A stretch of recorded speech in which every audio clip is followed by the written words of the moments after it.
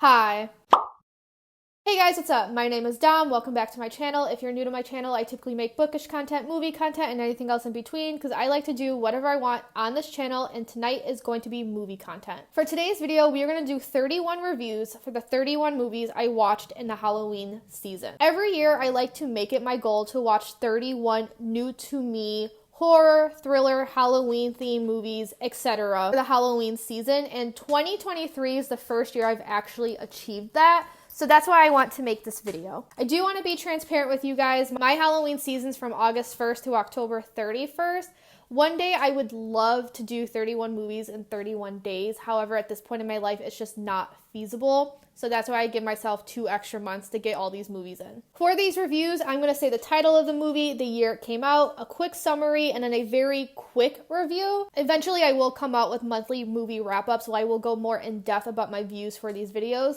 But for now, we're just going to keep it short and sweet. So without further ado, here's 31 movies, 31 reviews. So at number 1, we have 2023's Haunted Mansion. This movie is about a group of people who get stuck in a mansion that is haunted, and it is based on the ride at the Disney parks. I thought this was just okay. It had a lot of Easter eggs to the ride that I really enjoyed. I'm a big fan of the ride. However, a lot of the humor fell flat for me, and I was not enjoying this movie until that last half hour. 2.5 out of 5 stars. Number 2, we have 2023's Talk to Me. This is about a group of teenagers that play with a hand. When they hold the hand, they could see ghosts, and those ghosts can take over them. And one of the teenagers, our main character, gets very addicted to this process. I was very impressed with this movie. I thought the allegory to drug addiction was very well done. And halfway through the movie, I thought to myself that it would actually be really cool if it ended a certain way. And then it ended exactly as I wanted it to.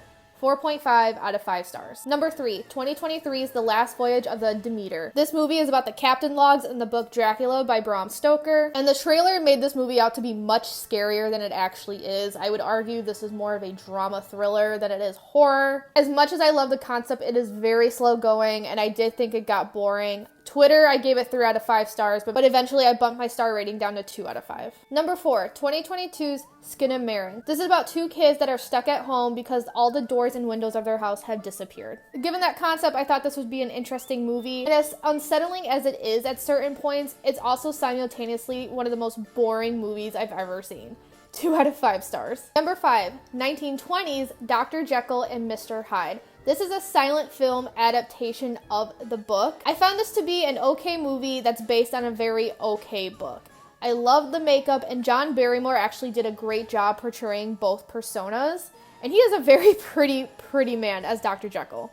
3 out of 5 stars. Number 6, 2023's The Nun 2. This is a sequel about the demon nun in the Conjuring universe. She has once again taken over someone, so our favorite nun, whose name I can't remember but is played by Thaisa Farmiga, has to cast her away. This movie was not scary by any means, but when it comes to the writing, the plot, and the acting, it is miles ahead of the first one. I hated the first one. It was one of my worst movies of the year, whichever year I watched it. But this movie specifically, because it was still like a fun movie, I gave it 3.5 out of 5 stars. Number 7, 1944's Gaslight. This is the movie that coined the term gaslighting. I didn't go into it with any expectation, so I did not expect to like it as much as I did. And it's one of the most realistic and bone-chilling portrayals of mental abuse I've ever seen in film. 5 out of 5 stars. Number 8, 2023's A Haunting in Venice. This is the 3rd movie in the Hercule Poirot series. And in this movie, he goes to an orphanage on Halloween night and things are amiss. The advertising for this movie is strange because the trailer made this out to be scary, but it's not scary at all. It has the same cozy mystery vibe as the other 2 movies do. And I did unfortunately figure out who done it pretty quickly, like within the first 10 minutes. But it was still fun watching all the pieces fall into place. So I did enjoy the movie in the end. 3.5 out of 5 stars.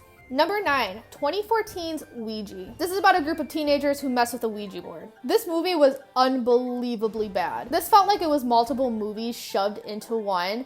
It had terrible dialogue. Some of the shots were nice, but the shaky camera during others was really annoying. The thing that really got me is that the jump scares didn't work. Even cheap jump scares usually get me, because I mean, if you're gonna play a loud noise in my ear, yeah, I'm gonna jump. But not for this one. Jump scares didn't work, and it's just so boring that it can't be considered so bad it's good. This is the worst movie I watched in 2023, 1 out of 5 stars. Number 10, 2016 Ouija Origin of Evil. This is a prequel to Ouija that nobody asked for, but surprisingly, it's actually kind of good. Mike Flanagan took the most interesting part of the first movie and made a story out of it. So there were no cheap jump scares, and the use of shadows was pretty cool. I was expecting this to be more emotional than it actually was. Many people told me this is a tearjerker.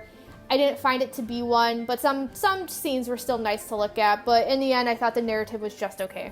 3 out of 5 stars. Number 11, 2010's I Saw the Devil. This is about a man whose wife is murdered, so he goes after the murderer for revenge. This is a very graphic movie if you're into that sort of thing, which I'm kind of not, but I didn't know how graphic it was going to be going into it, so that is kind of my fault. As a story, it felt repetitive and way too long, but there were some scenes I liked, and overall, I just felt really okay about this movie. 3.5 out of 5 stars. Number 12, 2021's Muppets Haunted Mansion. And when I tell y'all this is the best Haunted Mansion movie, what then? 4.5 out of 5 stars. Number 13, 2008's Let the Right One In. This is about a boy who befriends a 12-year-old girl who has been 12 years old for a very long time. I found this story to be more so a coming-of-age story that just happened to have horror elements. There is something incredibly sweet and innocent about this movie, despite involving vampires and other horror-like things, and I was really engaged throughout this entire film. 4.5 out of 5 stars. Number 14, 1995's The Day of the Beast. This is a horror comedy about a priest who befriends an adult store owner and a guy who's part of the occult so they can defeat the devil. It was pretty funny, although it did feel a bit long, but I highly recommend not doing what I did. I watched this movie when I was half asleep, and I did end up falling asleep at some point and then waking up in the middle.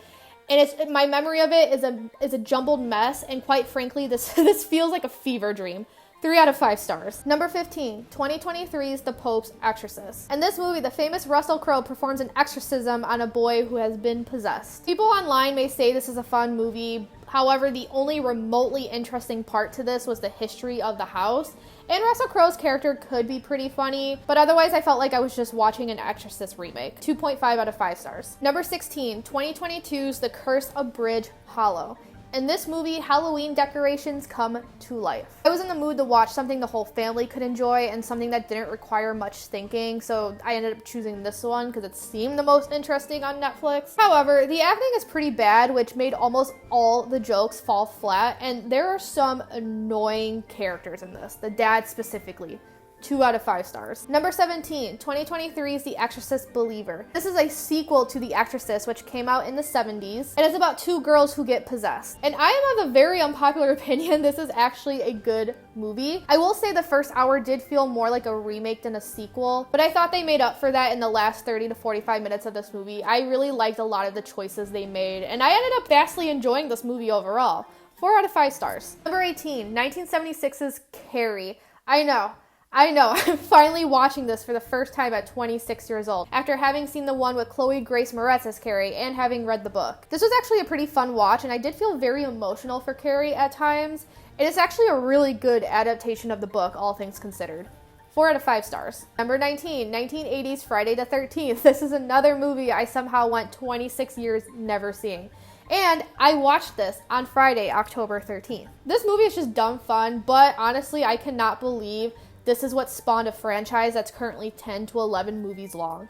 3 out of 5 stars. Number 20, 2014's As Above, So Below. This is a film in the style of found footage where a group of people go into the French catacombs. Twitter advertised this movie to be as scary as the Blair Witch Project, and if you know me, the Blair Witch Project scared the fucking shit out of me, so I was very excited going into this. But it's because of this movie that I've decided to stop taking horror recs from Twitter, because this was not scary in the slightest, and it was pretty boring. 2.5 out of 5 stars. Number 21, 1968's Night of the Living Dead. This is a movie about a group of people who are barricading themselves in a house because there are zombies about. Admittedly, this was a little too slow for my taste, and I almost gave it 3 out of 5 stars, but the ending is what really makes this film as great as it is.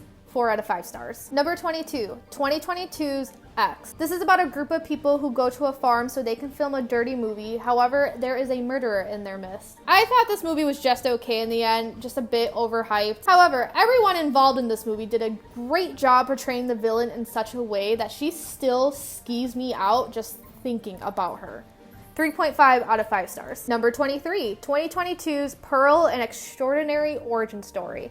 This is an origin story of the villain in the movie X. I think this film was also overhyped, but I do like it better than X, and it is still absolutely unhinged. 3.5 out of 5 stars. Number 24, 1976's The Little Girl Who Lives Down the Lane. In this movie, a 13-year-old girl seems to be living alone, and a bunch of people are wondering where her father is at. It's labeled a thriller, but it didn't feel like a thriller, and I found it to be just okay. 3.5 out of 5 stars. Number 25, 2021's Nightmare Alley. And it's about a man named Stanton Carlisle who joins a traveling carnival and later uses the skills he learned to gain fortune and success. I love the concept of this movie. I love any stories that have to do with carnivals and circuses, and the visuals were stunning. However, this movie was way too slow for my taste, and the runtime felt twice as long as it actually was. It just felt like a slog, and it's so disappointing because it's a Guillermo del Toro film. 2 out of 5 stars. Number 26, 2020's The Empty Man.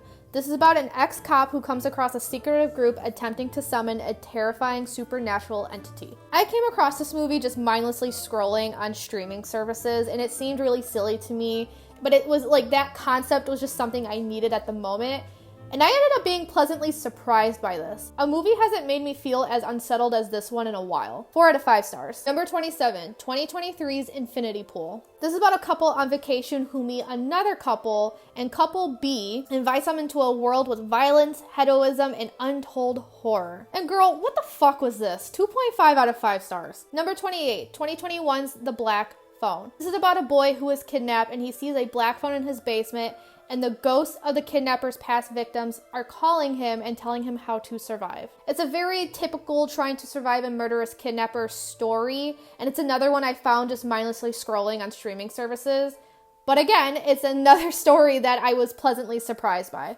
4 out of 5 stars. Number 29, 2008's Lake Mungo. This is an Australian mockumentary style film about a family who loses their daughter, and they believe they see her ghost in photos and movies that they take. It's kind of a typical ghost story, but it did leave me very unsettled, kind of the way Blair Witch Project did, which is what I was looking for. So I love this movie because of that. But then just some other scenes. I'm such a sucker for horror that's both super scary but makes you cry at the same time.